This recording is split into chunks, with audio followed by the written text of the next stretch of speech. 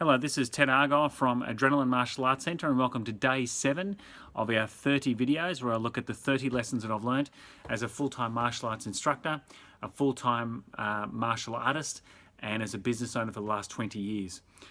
Today we're filming from my office and it's about 9 o'clock at night, so I've just finished teaching about half an hour ago. And this is late in the day, so this will probably be uploaded on YouTube at about midnight. So I'm trying to get it in before the end of the day. So today we're answering a question which has come through from one of our members where they're asking about ego and how to manage that. There's different interpretations of what ego is. There's the Eastern philosophical version or explanation of what ego is. There's in certain religions they talk about what ego is, and certainly in psychology, ego is something that's also discussed and talked about. How it relates to the martial arts and generally in sports is it's about, how would you say it? To simplify it, it's really about how you manage winning and losing. Managing winning is easy because it's fun. Everybody likes to win. I guess the trick with winning as far as controlling your ego is not to let your head get too fat, too big, not to get too overconfident or cocky because you're having a period of success. Most athletes have a period of success, whether it's at an amateur level, a basic club level, or at a elite sports level, meaning you're at the Olympics or you're a professional fighter or whatever it might be. But most athletes experience a level of success somewhere in the spectrum of athletics or combat sports or peak performance in the athletic world. The trick, of course, is when you're winning is not to be a dick about it and not let it get to your head.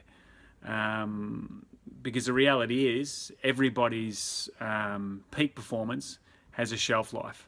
In the martial arts world, for example, your shelf life could be a long time. There's some martial artists who are very, very physically talented for a long time, but eventually they're going to be 80 or 90 and all of those physical skills are going to be gone. So I say that, but I was watching a jiu-jitsu practitioner today who was in his 70s and he was beating up 20-year-olds like they were nothing. So you can certainly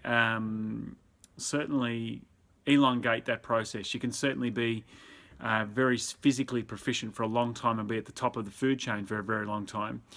But for 99% of us who are involved in the martial arts, we're going to have a shelf life on our physical prowess.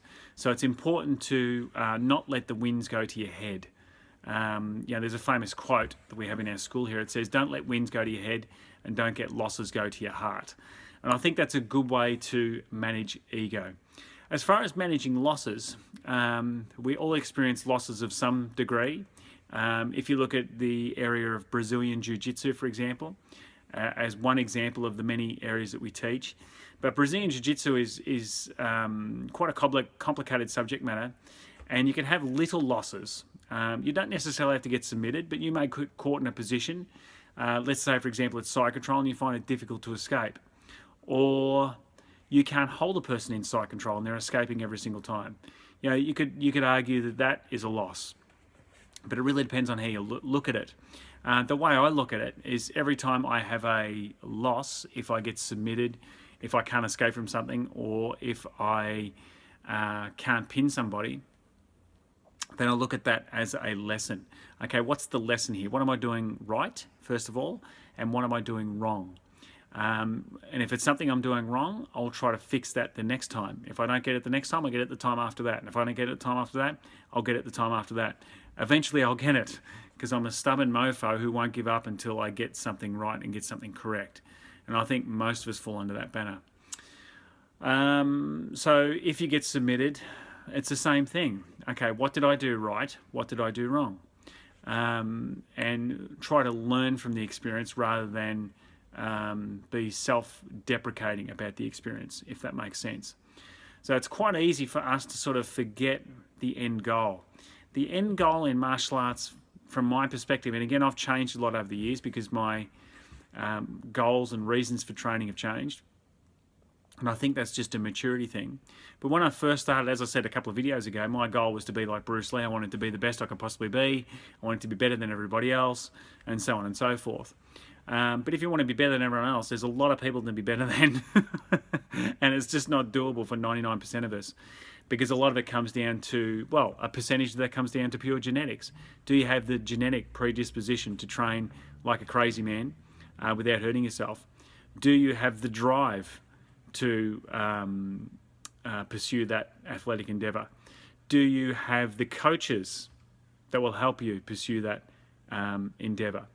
Are you going to be injury free? There's lots and lots of reasons why people and how people get to the top of the food chain in their particular athletic endeavour. Martial arts is no different. Most of us will never be at the top of the food chain, and that can be a hard pill to swallow. That was certainly a hard pill for me to swallow for a long time. I thought I was at the top of the food chain until I went into the ring, and I got, oops, no, I'm not. I'm good, but I'm not that good. And that was a hard pill to swallow.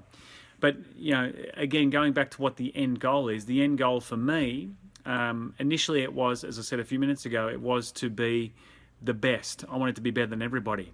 But that's a very hard thing to do. So for me, my gear has shifted now to what's the life goal with martial arts? For me, martial arts is about connecting with people. It's about helping people. And it's about self-development from a physical standpoint and from a mental standpoint. From a physical standpoint, it's about keeping myself in shape. From a mental standpoint, it's about staying focused and focusing on the end goal. And the end goal is to keep fit, do it sensibly, do it safely, connect with people, help people. And then if in the process of doing all of that, I have to tap out a few times, or if I can't escape from something a few times, or if someone hits me in the end of the nose when we're doing sparring, albeit, that's fine with me. If my goal was to, as I said before, be at the top of the physical food chain, and I get a tap on the nose, or someone taps me out, that can be a crush to your ego. So my suggestion is to, I guess, in simplistic terms, not take training so seriously. Enjoy the process. Try to get good at it. There's nothing wrong with wanting to win. There's nothing wrong with wanting to do well, but letting that control your enjoyment of the sport is the complete opposite of what we're trying to achieve. We want the sport to enhance our lives, not to take away from it. So I hope that answers the question. If it doesn't, please email me back and I'll get into this subject a little bit more in depth because there's a lot to talk about. Thank you.